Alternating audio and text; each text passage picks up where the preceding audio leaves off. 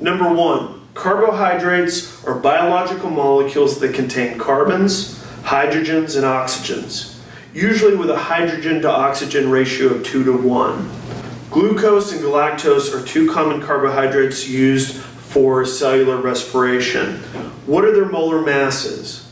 Well, glucose has a molecular formula of C6H12O6, and so does galactose. So since they have the same formula, we only have to figure out one molar mass. So 6H12O6 is what we're looking for.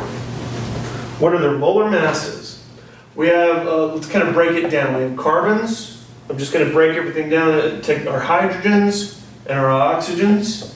And since we have 6 carbons, now let's check our periodic table and see what our molar mass of each carbon is. And it says 12.011. Let's just keep it 12 to keep it simple.